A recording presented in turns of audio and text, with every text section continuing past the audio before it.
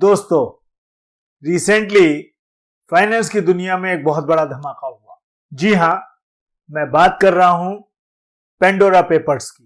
The Pandora papers is a leak of almost 12 million documents that reveal hidden wealth, tax avoidance, and in some cases, money laundering by some of the world's rich and powerful.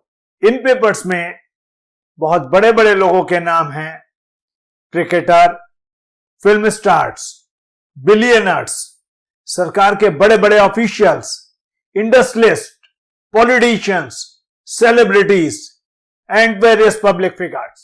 Hundreds of world leaders, powerful politicians, billionaires, celebrities, religious leaders, and drug dealers have been hiding their illegal money from their country in offshore companies. तो इस video के अंत तक बने रहिए। Channel आपने subscribe कर ही दिया होगा।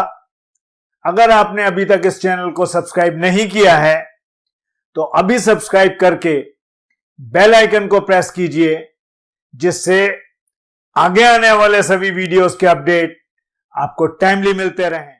जैकी श्रॉफ जैसे फिल्म स्टार, सचिन तेंदुलकर जैसे क्रिकेटर, अनिल अंबानी और किरण मजूमदार शाह जैसी industrialist, economic offenders Nirav Modi, England के former prime minister Tony Blair और पाकिस्तान के प्राइम मिनिस्टर इमरान खान के काफी सारे करीबी और उनके मिनिस्टर्स, इन सब में आपको क्या कॉमन दिख रहा है?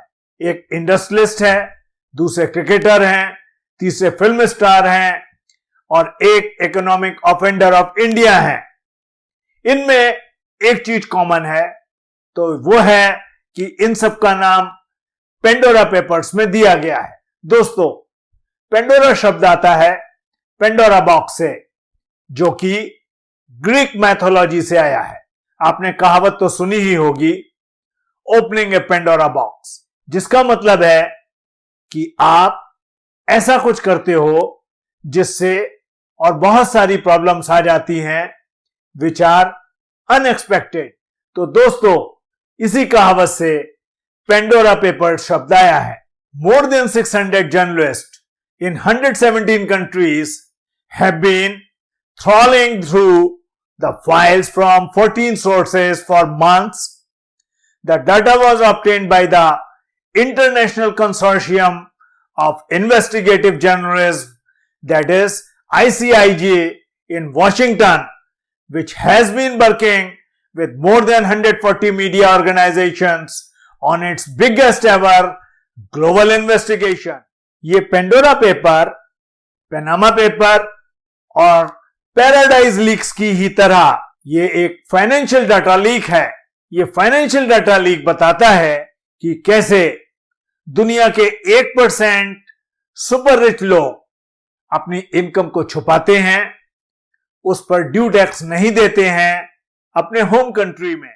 Around 12 million documents, 29,000 trust and offshore entities and more than 300 Indians, 35 world leaders, including current and former president, prime ministers and head of states, 300 से ज्यादा पब्लिक ऑफिशियल्स जैसे कि गवर्नमेंट मिनिस्टर्स, जजेस और military general in more than 90 countries, 100 से ज्यादा billionaires in Pandora papers में feature कर रहे हैं, जैसे कि celebrities, rock stars and business leaders. जी हां, पेंडोरा पेपर जो रिसेंटली पब्लिक डोमेन में आए हैं और जिसमें यह बताया गया है कि किस तरह से various celebrities, politicians, cricketers, administrator, farmer prime minister और दूसरी मशहूर हस्तियों ने अपने देश का पैसा दूसरे देश में लॉन्डर किया है। इन पेपर्स में यह बताया गया कि कैसे सुपर रिच पर्सन्स अपने पैसे को हैंडल कर रहे हैं, किस तरह से अपने पैसे को अलग अलग कंट्रीज में छुपा रहे हैं और कैसे वो टैक्स बचा रहे हैं।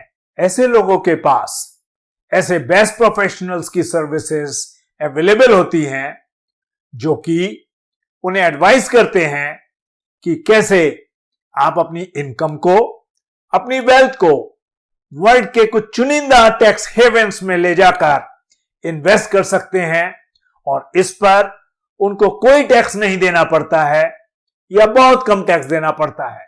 जहां एक और हमारे कंट्री में पेट्रोल डीजल की प्राइसेस आसमान छू रही हैं, वहीं टैक्सेस आउट ऑफ कंट्रोल हो रहे हैं और आम जनता उनसे बुरी तरह परेशान है और सरकार देशवासियों को टैक्स में कोई भी छूट नहीं दे पा रही है, क्योंकि इसको कोविड-19 और दूसरे कमिटमेंट की वजह से बहुत सारा पैसा चाहिए है देशवासियों का स्वास्थ्य और दूसरी सोशल स्कीम्स को लागू करने के लिए, इंप्लीमेंट करने के लिए।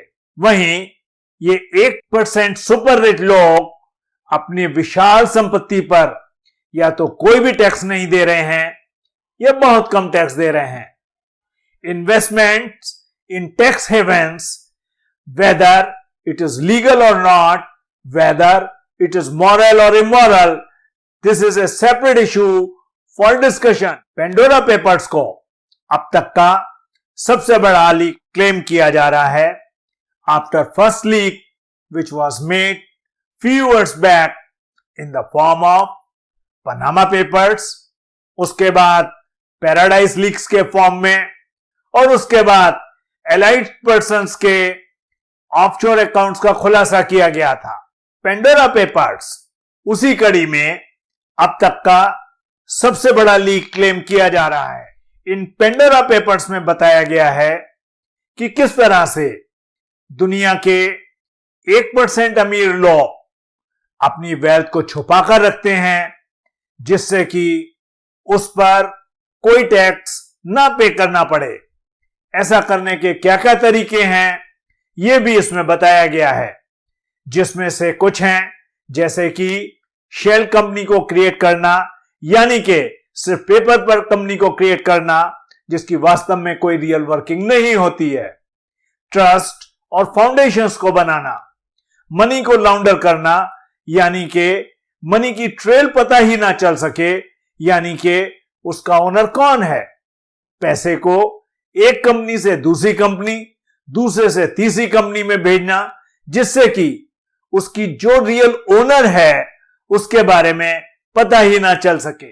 इसके अलावा पेंडोरा पेपर्स में बताया गया है ऑफशोर अकाउंट्स के बारे में।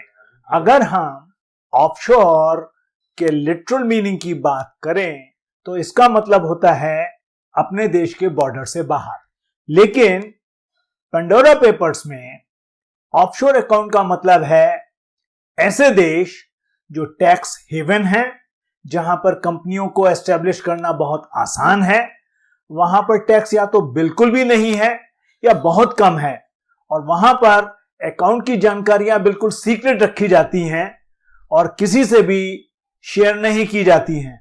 हालांकि दुनिया में कितने टैक्स हेवन्स हैं इसके बारे में सही नहीं बताया जा सकता, लेकिन कुछ टैक्स हेवन्स के नाम मैं आपसे यहां शेयर करता हूं और वो हैं Cayman Islands, British Virgin Island, Switzerland, Panama, और ये टैक्स हेवन के रूप में जाने जाते हैं।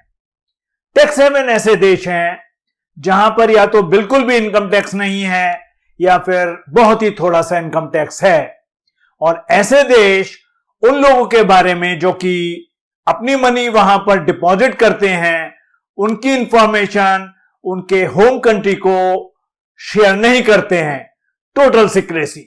दुनिया में बहुत सारे ऐसे अंडर डेवलप्ड देश थे, छोटे छोटे, जिनको यह लगता था कि उनके यहां कोई भी काम धंधा नहीं है, उनकी कोई रियल इकोनॉमी नहीं थी और इस वजह से उनकी इकोनॉमी नहीं चल पा रही थी, उनकी इकोनॉमी भी बहुत ज्यादा स्ट्रांग नहीं थी।